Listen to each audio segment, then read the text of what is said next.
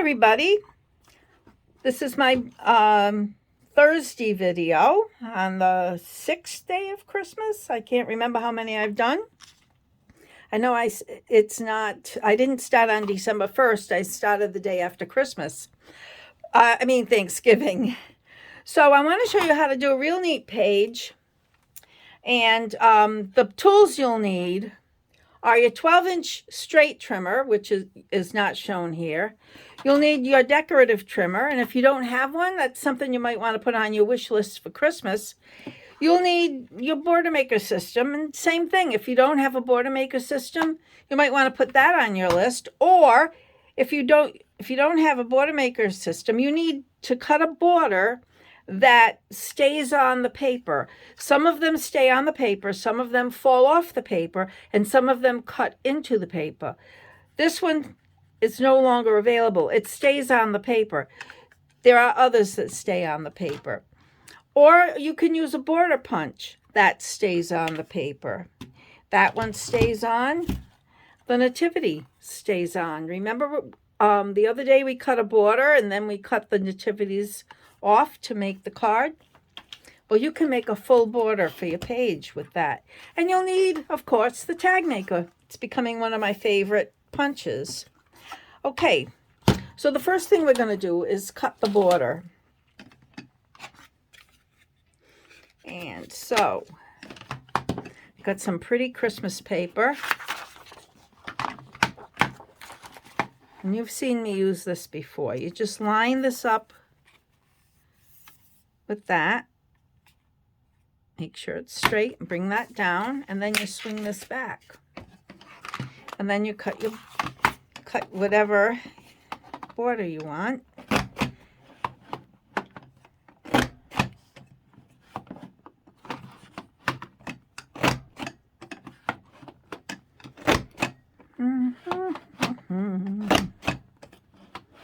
Okay. And we'll move that aside.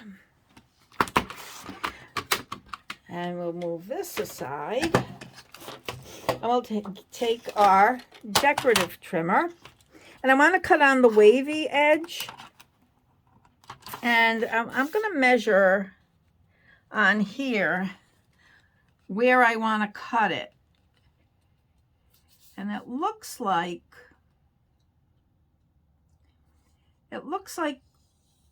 1 inch will get me where I want to be. So I'm going to lift this. I want to put this try to get this on the 1 inch mark if I can see it. This is the original from the old Creative Memories. The original. And it's dark. The new ones are white. Maybe I ought to get a new one and I'd see it better. Okay, so 1 inch is here. So I think that's about where I want it. Maybe a little, which tree do I want to see there? That's what I'm trying to figure out so that it doesn't cut through the border. I think that's too much. If I look at the tree on the end here, it's the bigger tree. That would be this one. I want to make sure it's on the line. This one. Not the tallest. The tallest, I've already tried this one. Okay, and this one, and this one. Okay, I think this will do it. I already tried putting the tallest on that line, and I cut through the border. So we'll go down, and then we'll go up. And hope that worked. And indeed it did. Came pretty close at one point, but I got nice trees. I have to be careful of that. Okay, so now we want to cut it again. And I'm going to put it at about a 1/2 inch. Did I cut the other one down? This is at about a 1/2 inch. I'm putting the peaks. There's the 1 inch here. All right, I think this is a 1/4 inch. This will be fine. I just want to make sure it matches up with this. And it does. Okay. This will be fine. And then I'm going to cut it one more time with my straight trimmer. And I'm putting that one at a 1/2 inch. And let's kind of hope that this works out. Okay. Now, we'll build our page. So,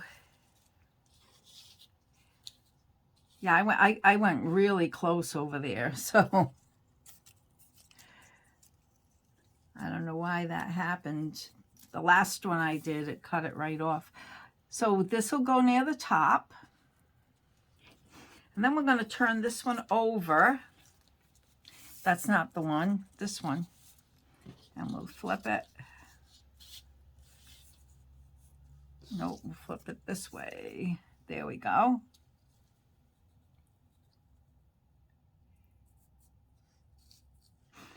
And then this one. I'll put it kind of close. So I'm going to use, for the trees, my goodness, I have to be very careful because of this piece right there. My repositionable tape runner, because it's small.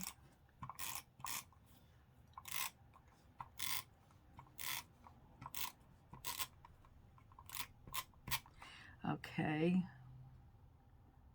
Where is that spot? I'll put extra there. And we'll put that at the top. And what I'm doing actually is looking at the tallest tree and letting that hit the top and lining everything up to make sure it's straight. And the tallest tree on the trimmer would have been way too narrow because I tried that already. Now this middle one, I'm going to use foam squares. I'm going to pop it up. Now the foam squares give it height, but they're double stick. And that probably should have been cut. You're probably better off cutting that middle one at a 1/2 inch. I think that's what I did the other one. So I'm putting foam squares all along here. They're double stick, so they're really easy to use. And they give a little dimension to your pages. I particularly like using foam squares on my cards, which I better get my Christmas cards out pretty soon. I like to mail them. I used to wait until Christmas week. To me, I was making a statement that Christmas week was the holiest, was the Holy Week, really. It's what we were celebrating. And, when you're young, you think of different things. And okay. So now you put it fairly, let's go this way, fairly close, and so that you don't want it to overlap it, but now somehow it's not lining up, but it did before. Okay. Mostly lines up. Mostly. All right. Now, a little tape runner on this.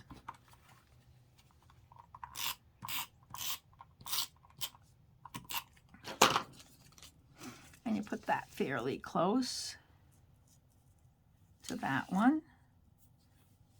don't know what I did with that middle one, but all right. Let's see. That's hanging off over there. See, the same thing happened on my sample one that I'll show you, but I moved it. I moved the top one over. Okay, the next thing you want to do is take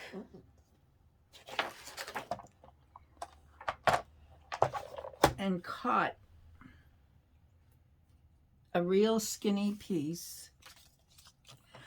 Like, you can line it up either to the edge of that or to the second cutting line. It doesn't cut on the second cutting line until you flip it. And that gives you a nice, well, I think we'll do the other one. I'm lining it up to the edge of the mat. That one was too thin and it might tear. So this way you get like a 1/4 inch piece. Okay.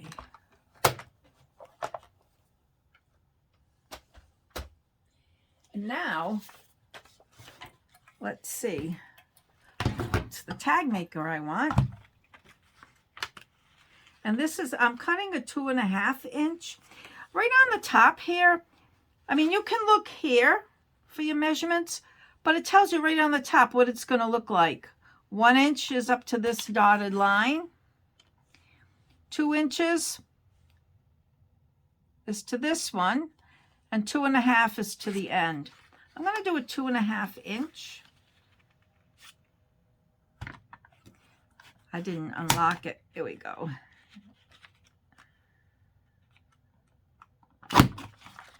Okay. And now I'm going to cut this. I'm going to put it on that side. And I'm going to cut it. You can make it any size you want. I'm going to make it maybe about 3 inches, a regular tag. Make it a little smaller than my other one. When you see my other one, you... Okay, so now you take that strip that you cut. Trying to figure out what I did with it. I guess I have to cut another strip because I don't know what I did with it. I'll cut it from here.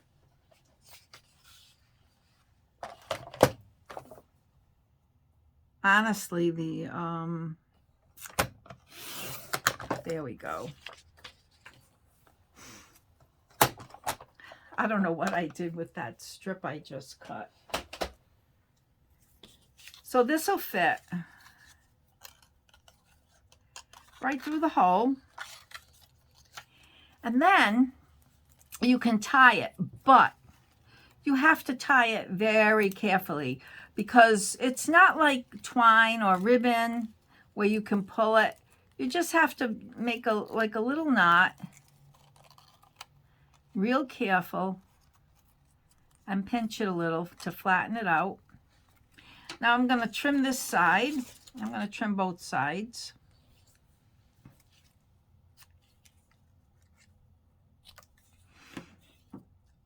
Oh, I messed up on that. This is what I want to show you. Oh, there's the strip I cut. It's right next to me. I'm telling you, if you think you can't do videos, watch mine. Swear to God. Okay, this is what you do first. When you lift this up, it creates a gap. So this fits through the gap. This is what I wanted to, this is really what I was gonna do. So you put it through like so, and then you put it through your tag.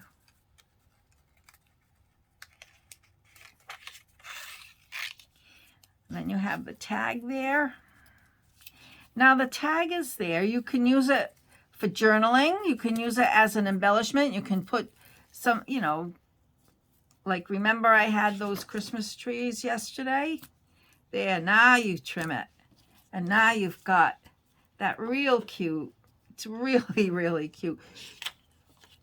So what I'm going to do is just put a little adhesive on the back so that it stays. So you can, like I said, you can put a little embellishment here. Remember I had the Christmas tree from yesterday? See how that looks. Or you can use that tag for journaling. But look at that. I love it. Okay, so that's the Christmas page. That's a real cute, real easy, not hard. If you remember what you do first over here. Now I want to show you the sample I made just before this video. I made a birthday page. Everybody has birthdays. And so I used the birthday cake border. This was done at a 1/2 inch. And somehow it didn't line up with this, so I moved it over so it would line up, and I trimmed the edge. And then this. And this was using the Botanical Burst paper. It's absolutely gorgeous. I want to show you the paper from that pack. I think I kept it here. Okay. So this is one side and that's the other of that. That's the one I used. Here's another one. I don't know where I put the paper pack. So maybe next time I'll have it. Oh, I know. Hold on. I see it.